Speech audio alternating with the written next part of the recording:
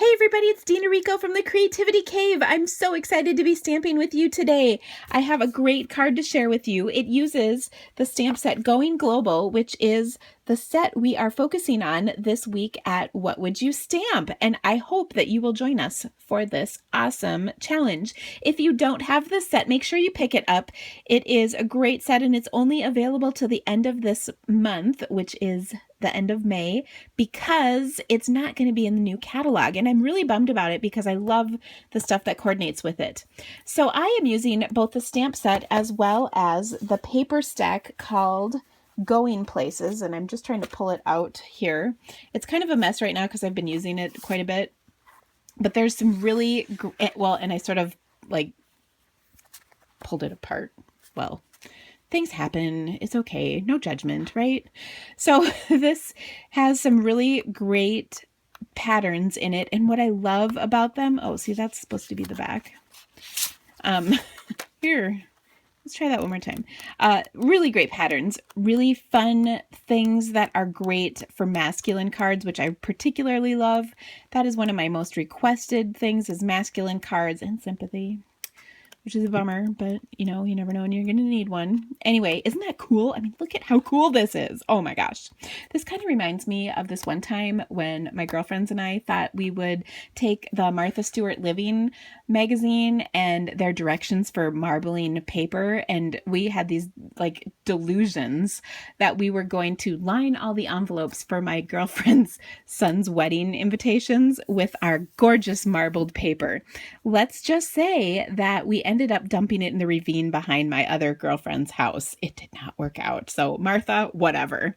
But this paper is ready to go and it's gorgeous. Anyway, back to my card. I want to share with you how easy it really is to do this. I'm starting with a little square of watercolor paper. And I know you're going to ask me how big it is. So it is 2¼ inches square. And I love this size because it's small enough that it's not too intimidating. And it's really easy to stamp. I'm going to use my archival black ink because this works fabulously for watercoloring. And I'll just stamp this image right in the center, giving it a good press. And there we go. Looks fantastic. I'm going to set that aside while I grab the other 2 ink pads that I'm using. These are the colors that coordinate with the printed paper that I'm using. So I have Lost Lagoon and Mossy Meadow. Now these cards are, or colors are on the discontinued list. So if you don't have them, certainly pick them up if you like them. If not, no judgment. But you could certainly substitute other colors. But I do really like these. They're great masculine colors as well as coordinating with this great stuff. And I'm looking for my water or my aqua painter. Oh, here it is. I've actually been shooting several videos tonight and let's just say the stamp room has gotten a little messy. Woohoo. It's a good thing you can't see beyond my camera view right now because it's not pretty. Okay, so what I want to start with is showing you how I did the love portion of this, the little banner. I'm picking up my color from my ink pad with my aqua painter, and I'm going to start at the bottom because that's where I want the color to be the darkest. And I'm going to kind of just spread this color around. Then what I'm going to do is this is actually a wet wipe.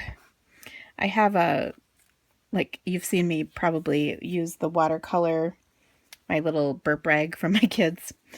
That works great too, to kind of wipe clean off your aqua painter. So I'm just really concentrating this color at the bottom. And then what I'm going to do is give my aqua painter a little squeeze to get the water flowing. And then I will just blend it up so that it gets lighter and lighter at the top. And you can probably really see that on here. And you can mess with this as much as your little heart desires. When you use watercolor paper, you can kind of keep going over and over and over things, and it will not pill up like regular cardstock does, which is why I love watercolor paper. It's really worth using that. And then just blend, blend, blend.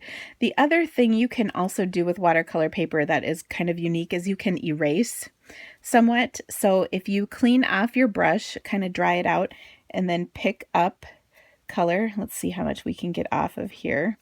You can erase mistakes. This is great if you go outside the lines and that was not the look you were trying to achieve. I don't know. Can you really see how it's a little lighter over here than it is there? It's kind of hard to see on the camera. I can, like, I look at it down here and I can see it, but through the camera I don't notice the difference as much. But anyway, we'll just add some more color back in. Blend it out so it's a little darker. And I love it. Okay, so I think that looks pretty good. Now I'm going to add just a few little accents of green using my Mossy Meadow. So I'm going to pick up just a little bit of this. I don't want it to be too crazy dark, but I'm just going to go kind of over the distance. You can see how perfectly, accurately, wonderfully I colored that. By the way, that was sarcasm in case you weren't sure. Okay, and then I'll just go over the little dots on the side here. And I just am trying to balance out the two colors that I added in here. And if you wanted to, you could highlight whatever else you want. But I kind of thought, you know, this looks good. I'm going to leave it. Have you ever done like 1 or 2 steps too many? I have, and it is no good. So, all right, I'm going to close. I was going to close this up so I wouldn't get ink all over myself. Too late. As you can see, I am covered in ink, but you should check out the videos that I did that caused me to look like this. They will be, actually, by the time you see this one, they should all be posted. So I've been kind of on a going global bonanza lately. At any rate, I am going to adhere this to just a little scrap of Lost Lagoon cardstock. And I love using Fast Fuse because it sticks so wonderfully. Then to put the rest of my card together, I have, let's see, this is 3.5 by 4 3/4 printed paper. And look at how pretty this is. But look at this side is cool too. It's hard sometimes choosing which side to use. Then if this is 3.5, that means that this next piece is 3 5/8 by 3 7/8. True story. Final answer. I like that 1/8 inch border because it's just a little peek of the color. It's kind of nice. I'm going to place this on a Sahara Sand card. I like having the light card so that when you go on to write on the inside, it's nice and easy to write and you can read it or see it, you know, you're writing. And then I always like to pop things up. You know that. I go through so many dimensionals, but I really think that makes your card just extra special to have the dimensionals on there. So I'm going to pull these backings off. And then we will be done. That's it. So easy. Isn't that a great looking card? I hope you liked this. Please stop by my blog. I will have photos of my card as well as the products that I used with links to my online store.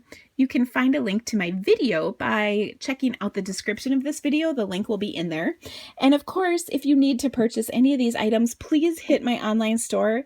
It is so sweet when you order from me because it helps support all my awesome videos. And this awesomeness does take a little maintenance, I gotta tell you. So if you become a VIP by placing an order from me, I have a fabulous VIP rewards program and I would love to welcome you, and you can join in on all the awesomeness that there is for that. It's all on my blog. So thank you so much for joining me today. I love stamping with you, and I would love it if you could also share this on your favorite social media because that would rock. Thanks guys. Have a great night. Bye.